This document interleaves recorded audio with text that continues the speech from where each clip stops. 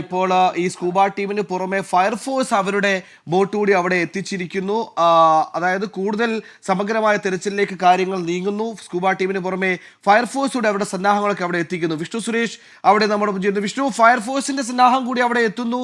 കുറച്ചുകൂടി ഊർജിതമായ തിരച്ചിലിനുള്ള തയ്യാറെടുപ്പ് നടക്കാൻ പോവുകയാണല്ലേ? സുഹേല്, ഫയർഫോഴ്സിന്റെ ബോട്ട് എത്തിച്ചിട്ടുണ്ട്. ഒരുപക്ഷെ കൂടുതൽ മേഖലകളിലേക്ക് പരിശോധന വ്യാപിക്കുന്നതിന്റെ ഭാഗമായാണ് ഫയർഫോഴ്സ് ബോട്ട് കൂടി എത്തിച്ചത്. നേരത്തെ നമ്മൾ പ്രതീക്ഷിച്ചിരുന്നതാണ് ഫയർഫോഴ്സിന്റെ ബോട്ട് എത്തിക്കുമെന്ന്. അത് സംഭവിച്ചിരിക്കുന്നു. അത് രണ്ട് വശങ്ങളായി കേന്ദ്രീകരിച്ച പരിശോധന നടത്താനായിരിക്കും ഒരുപക്ഷെ ഇത്തരത്തിൽ രണ്ട് ബോട്ടുകൾ എത്തിച്ചിരിക്കുന്നത്. ഫയർഫോഴ്സിന്റെ ബോട്ട് അല്പസമയത്തിനകം തന്നെ വെള്ളത്തിലേക്ക് ഇറക്കും. അങ്ങനെയെങ്കിൽ ഇപ്പോൾ ഒരു ബോട്ടിൽ തന്നെയാണ് സ്കൂബ ടീം ഉള്ളത്. അതിലൊരു ടീമിന് ഫയർഫോഴ്സിന്റെ ടീമിന്റെ ഭാഗമായി നിൽക്കാനാകും. അങ്ങനെയെങ്കിൽ തെരച്ചിൽ കുറച്ചുകൂടി കാര്യക്ഷമമായി മുന്നോട്ട് കൊണ്ടുപോകാനാകും. രണ്ട് മേഖലകൾ കേന്ദ്രീകരിച്ച് ഇപ്പോൾ ഒരു അഞ്ചാമത്തെ തൂണൊക്കെ കേന്ദ്രീകരിച്ചാണ് പരിശോധന നടത്തുന്നത്. പക്ഷേ ഫയർഫോഴ്സ് ബോട്ട് വരുന്ന സാഹചര്യത്തിൽ അത് കൂടുതൽ മേഖലകളിലേക്ക് ഒരുപക്ഷെ രണ്ട് എൻഡുകളിലായി നിന്ന് വേണമെങ്കിൽ പരിശോധിക്കാനുള്ള സാധ്യത പോലും ഇപ്പോൾ ഉണ്ട്. അല്പസമയത്തിന് തന്നെ അത്തരത്തിലുള്ള പരിശോധനകൾ ആരംഭിക്കുമെന്ന് നമ്മൾ കരുതുന്നു. ഇപ്പോൾ നേരത്തെ തുടങ്ങിയ പരിശോധനകൾ തന്നെ പുരോഗമിക്കുകയാണ്. ഒരു അഞ്ചാമത്തെ നാലാമത്തെ ഒക്കെ കാലിന്റെ അവിടെ നിന്ന് തന്നെയാണ് ഇപ്പോൾ പരിശോധന പുരോഗമിച്ചുകൊണ്ടിരിക്കുന്നത്.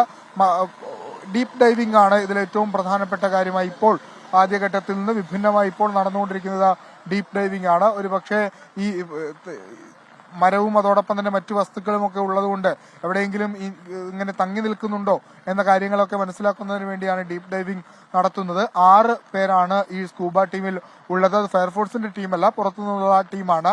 സാധാരണഗതിയിൽ ഇത്തരം സംഭവങ്ങളൊക്കെ ഉണ്ടാകുമ്പോൾ ഫയർഫോഴ്സും പോലീസും ഒക്കെ ആശ്രയിക്കുന്നത് ഇവരെയാണ്. അവരുടെ ടീമാണ് ഇപ്പോൾ എത്തി വിശദമായ ഒരു പരിശോധന നടത്തുന്നത്. അവർ എപ്പോഴും ഒരു അനുകൂല ഘടകമായി പറയുന്നത് ഈ ഒഴുക്കിന്റെ ഒരു കുറവാണ്. ഒഴുക്ക് കാര്യമായില്ല. ശക്തമായ ഒരു മഴയൊക്കെ ഉണ്ടെങ്കിലും ഒഴുക്ക് കാര്യമായില്ല.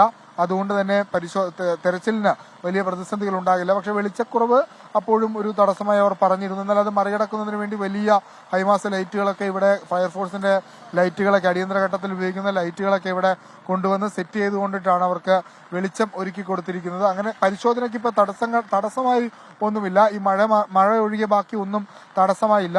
എത്രത്തോളം നേരം ഈ പരിശോധന തുടരാനാകും എന്നുള്ളതൊരു ചോദ്യമാണ്. സാധാരണഗതിയിൽ ഇത്തരം പരിശോധനകളൊക്കെ ഒരു പോയിന്റ് കഴിഞ്ഞാൽ നിർത്തുകയും പിന്നീട് അത് പിറ്റേ ദിവസം 6 മണിയോടുകൂടി പുനരാരംഭിക്കുകയും ഒക്കെയാണ് ചെയ്യാറുള്ളത്. ഇനി അത്തരത്തിലൊരു നിലപാടിലേക്ക് ഫയർഫോഴ്സും പോലീസും ഒക്കെ പോകുമോ എന്നുള്ളതും ഏറെ നിർണായകമാണ്. കാരണം അങ്ങനെ ഒരു തീരുമാനത്തിലേക്ക് കുറച്ചുകൂടി സമയം കഴിഞ്ഞാൽ മാത്രമേ അങ്ങനെ ഒരു തീരുമാനത്തിലേക്ക് പോകുകയുള്ളൂ. സാധാരണഗതിയിൽ ഇത്തരം പരിശോധനകൾ ഈ പുഴയിലൊക്കെ അതോടൊപ്പം കടലിലുമൊക്കെ പരിശോധന നടത്തുന്ന ഒരു സർട്ടൻ ടൈമിന് ശേഷം അത്തരത്തിൽ പരിശോധനകൾക്ക് പോകാറില്ല. ഒരു 8 മണിക്കൂറിന് ശേഷം വെളിച്ചക്കുറവും അതോടൊപ്പം ഈ കാലാവസ്ഥയൊക്കെ പറഞ്ഞവരങ്ങനെ പരിശോധന നടത്താറില്ല. ഇവിടെ പക്ഷെ വിഭിന്നമായാണ് കാര്യങ്ങളൊക്കെ സംഭവിച്ചത്. അതായത് ഒരു 10 മണിക്ക് ശേഷം 11 മണിയോടുകൂടിയാണ് പരിശോധന ആരംഭിക്കുന്നത്. സ്കൂബ ടീമൊക്കെ എത്തി പരിശോധന തുടങ്ങുന്നത് തന്നെ. അത് കൃത്യമായ നിർദ്ദേശം മേൽത്തട്ടിൽ നിന്ന് ലഭിച്ചിട്ടുണ്ട്. കുട്ടിയെ കണ്ടെത്തണം, ഈ അമ്മയുടെ മൊഴിയിൽ പരിശോധന നടത്തണം എന്നൊരു തീരുമാനമൊക്കെ എടുത്തതിന്റെ പശ്ചാത്തലത്തിലാണ് 11 മണിക്ക് ശേഷം മഴയുണ്ടായിട്ട് പോലും വെളിച്ചക്കുറവ് ഉണ്ടായിട്ട് പോലും ഡീപ്പ് ഡൈവിംഗ് അടക്കം നടത്താൻ സ്കൂബ ടീമിനെ ഏൽപ്പിച്ചത്. അപ്പോൾ പരിശോധന കുറച്ച് സമയം കൂടി നീണ്ടുപോകും. ഈ കുഞ്ഞ് എവിടെ പോയി എന്നുള്ളതാണ് അതിനൊരു ഉത്തരം എന്തായാലും കിട്ടണം. ഇതിന് സമാന്തരമായി പോലീസ് ഇപ്പോഴും ആ അമ്മയെ ചോദ്യം ചെയ്യുന്നുണ്ട്. അമ്മ മൊഴി പക്ഷേ ഇപ്പോഴും ആ മൊഴിയിൽ തന്നെ അവർ ഉറച്ചു നിൽക്കുകയാണ്. അവർ മറ്റൊന്നും മാറ്റി പറയുന്നില്ല. ആദ്യഘട്ടങ്ങളിലൊക്കെ അവർ മൊഴി മാറ്റി പറഞ്ഞെങ്കിലും ഇപ്പോൾ അവർ അവസാനം പറഞ്ഞ മൊഴിക്കുളത്ത് വെച്ച് മകളെ പുഴയിലേക്ക് തള്ളിയിട്ടു. അതിനുശേഷം താൻ അവിടെ നിന്ന് പോന്നു. താനും ആത്മഹത്യ ചെയ്യാൻ തന്നെയാണ് തീരുമാനിച്ചിരിക്കുന്നത്. കുടുംബവുമായി ബന്ധപ്പെട്ടുള്ള പ്രശ്നങ്ങളാണ് ഇത്തരത്തിലൊരു കാര്യം ചെയ്യാൻ തന്നെ പ്രേരിപ്പിച്ചത് എന്ന് അവർ ആവർത്തിച്ച് പറയുകയാണ്. അതിൽ നിന്ന് ഒരു കണിക പോലും അവർ പിന്നോട്ട് പോകുകയും ചെയ്തിട്ടില്ല. ആദ്യം പറഞ്ഞ മൊഴിയിൽ നിന്ന് ഏറ്റവും വിഭിന്നമാണ് അവസാനത്തെ മൊഴി. ആ അവസാനത്തെ മൊഴി വിശ്വാസത്തിലെടുത്തുകൊണ്ടാണ് ഈ നാട്ടുകാരും അതോടൊപ്പം പോലീസും ഫയർഫോഴ്സും സ്കൂബ ടീമും ഒക്കെ പുഴയിൽ പരിശോധന നടത്താനുള്ള തീരുമാനത്തിലേക്ക് എത്തിയത്.